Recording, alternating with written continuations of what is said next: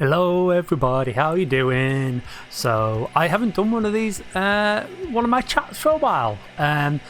Partly I've just been really busy, and partly I didn't necessarily have the right topic, and I don't want to just be chatting for the sake of chatting because, you know, although maybe some of you like that. I don't know, let me know. But I did actually think of something that I'd like to talk about today, and that is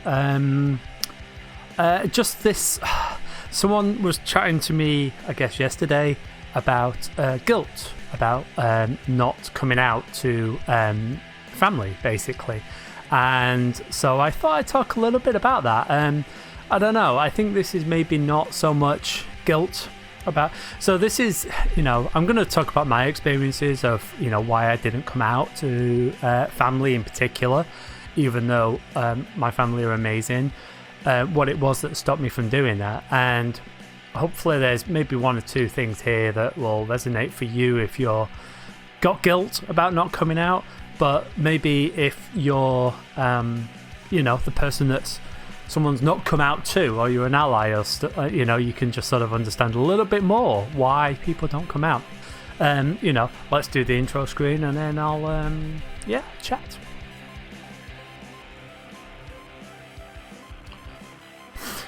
So yes, coming out. So I guess this is mostly gonna be relevant to people that come out older, right? I guess people that are like, oh, I didn't come out until I was 14, 15, 16, even though they knew they were younger. I think that's slightly different than someone coming out in their 30s or 40s. And so and obviously my experience is coming out in my 30s, right? So I'm going to be sort of coming from that angle. And I think that especially for the sort of allies, the people that are being come out to, you know, you've been hiding stuff for 20 years, 30 years, 40 years. That is quite different than just sort of not coming out for a couple of years. So I'm not saying that it's any less important or anything like that. That's not what I'm saying, but it's just, I think it's quite a different experience when you do come out sort of in your 30s or so. So and yeah, so that was my experience. I came out as trans in my mid-30s, right, to my friends and family, even though my family is the most amazing, awesome people. It took me a long time to do that. It took me a long time to come out, and so for a long time, I felt guilty that, you know, because my mum was like, oh, why couldn't you come out to me? Which is understandable. You know, we were close. Even my sister, we were close. And I never came out. And you've got to sort of question. And so they questioned why. What was it about them that meant you couldn't come out to them? And there's a couple of things that, you know, I had my experience. One of them was, and I'm gonna start with a simple one first of all, is that, you know, I was worried.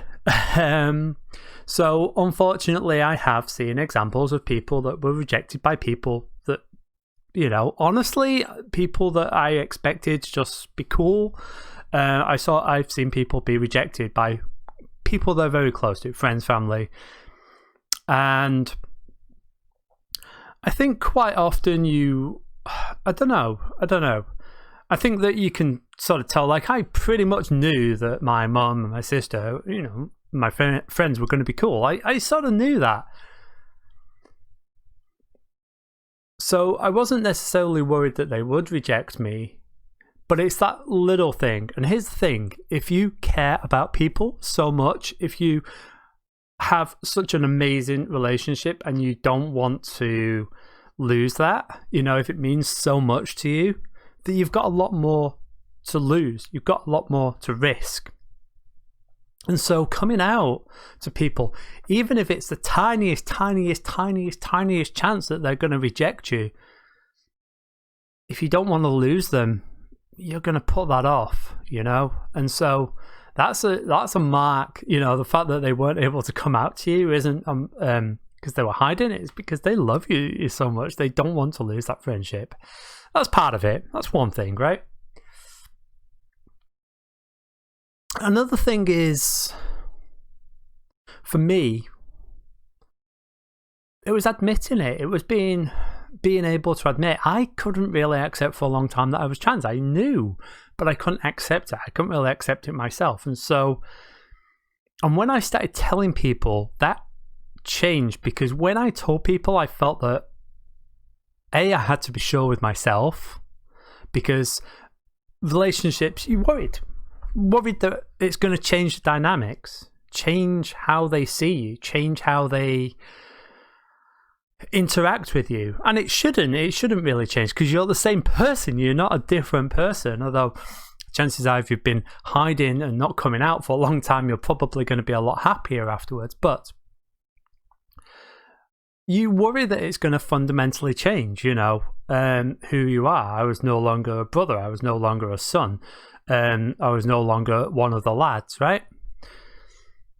And so the relationship in some ways is going to change, or there's certainly fear that relationship is going to change. And again, if you really enjoy those relationships you have, you don't want to change that and you don't want to risk it. And the other thing is that, once you have come out, once you've said those words, you can't take them back. It's not.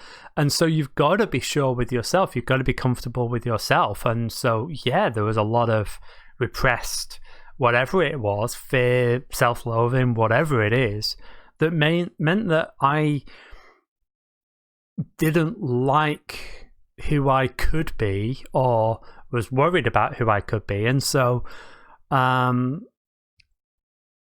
I just wanted to be absolutely sure that that's who I was, that I was trans in my case. And so, like I say, those relationships are going to change a little bit. And once you start coming out, once you tell people, it makes it a lot firmer. So for me, I saw telling, my close friends, I felt like that was, I think I'm trans.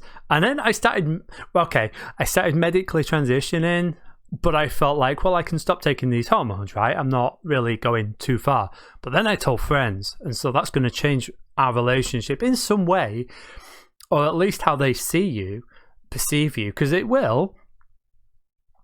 And so that felt like it was a very solid thing, like that I wouldn't be able to take that back. Whereas medically, I felt like I could, to some degree. I knew the risk of hormones and everything, but anyway. And so it felt like a concrete thing. And then family, that's like once you've done it, it's there.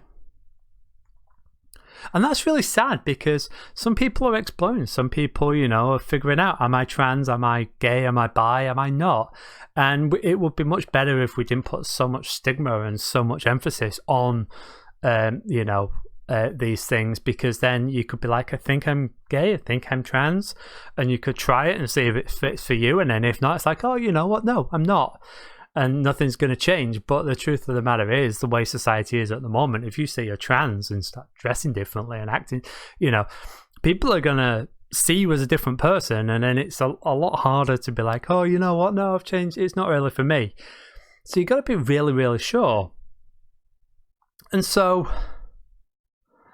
like I say, and it's not necessarily... And it's my relationship with those people that's going to change, because... even though it's just labels, maybe it's just clothing, maybe it's just whatever, all of a sudden you've got a boyfriend instead of a girlfriend, or maybe, you're wearing a different coat, whatever it is, a different name. It does change the dynamic. It changes the dynamic between two people. And hopefully if, once you've got over that bump, then things just sort of go back to being friends, being family, and things don't really change. But it does change things a little bit. How I saw myself in relation to my friends, how I saw myself in relation to my family was different once I was a different person. I wasn't even a different person, I was the same person. It's just that once I was open, and so again, and here's the thing, and this is where it's slightly different with older people. So much of my life was hiding and pretending. In the 80s, in the 90s, you didn't come out. You didn't want to come out. I didn't want to come out. It wasn't an accepting place. It was dangerous. It still is, but it was even more dangerous then. Society made you feel like a freak, like an outcast. And there's more acceptance over the few years, but that wasn't the case when we were younger, right? And so, you know, you didn't want to be part of that. You didn't want to be trans. You didn't want to be LGBTI+.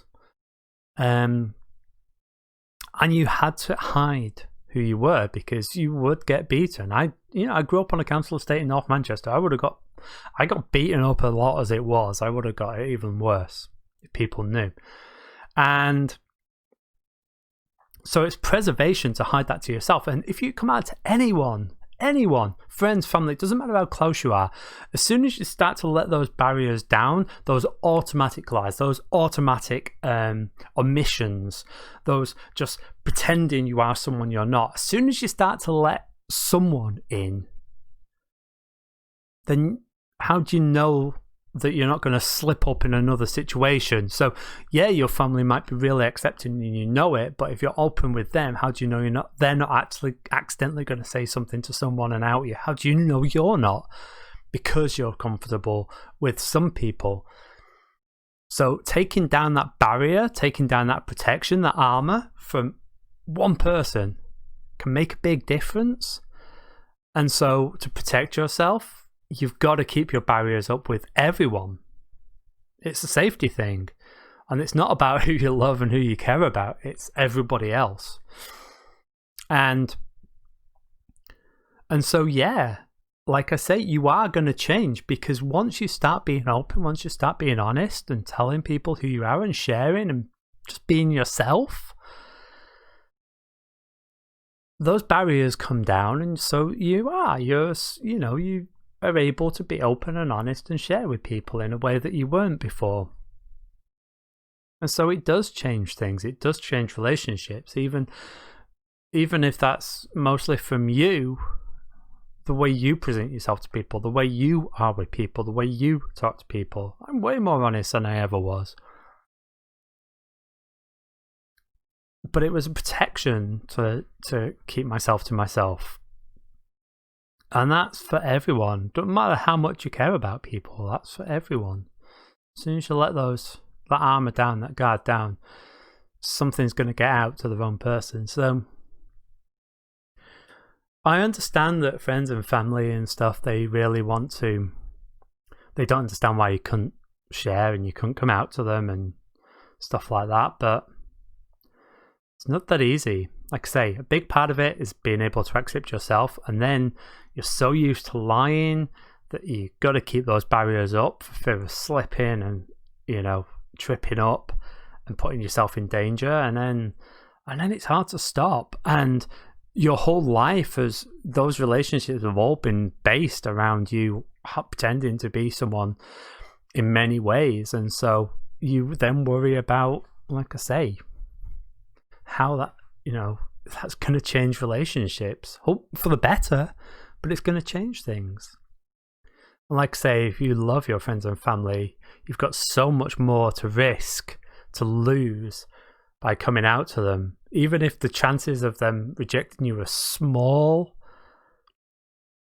it's, very, very, very, very, very small risk, but high impact if it happens, right? So yeah, if your friends, family, don't feel bad that people couldn't come out to you, because it isn't that. It's about us. We've got to be ready. We've got to be in the right position. We've got to be able to share that and come out. I know,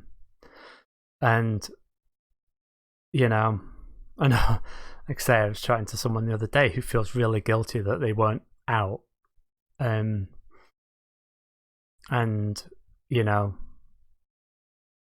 It's not about you, it's about us. I had to be ready. I had to accept myself. God, more than anyone, I had to accept myself, all right? And that took me a long time to do. It really did.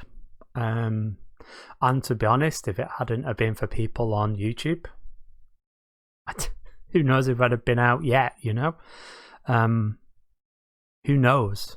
I needed to see other people. I needed to have other people's experiences. I wasn't ready until I knew that trans people weren't just freaks or butts of jokes, when I actually saw real people. Now, of course, I meet with a lot more trans people and a lot more LGBTI plus people in general. I see a lot more people around me, just people living their lives, but I didn't, especially not in the 80s and 90s. Goodness, I didn't have the strength to come out in the 80s or 90s. I just did not. Doesn't matter who to. I couldn't have done that. So, yeah. Alrighty, so yeah, just some thoughts on sort of coming out and why people haven't come out to you, I guess. So yeah, got some cool stuff coming up, hopefully. Things have sort of calmed down a little bit. Life isn't as stressful as it was, so I'm looking forward to having a few different things coming out. And yeah, on this channel, I make sure I separate all my content into different playlists, and it might be that you don't care less about one of the playlists or two of the playlists, but if there's one, then just sort of keep an eye, because I'm not on any type of schedule. I'm doing stuff when I can. With that, bye bye and take care.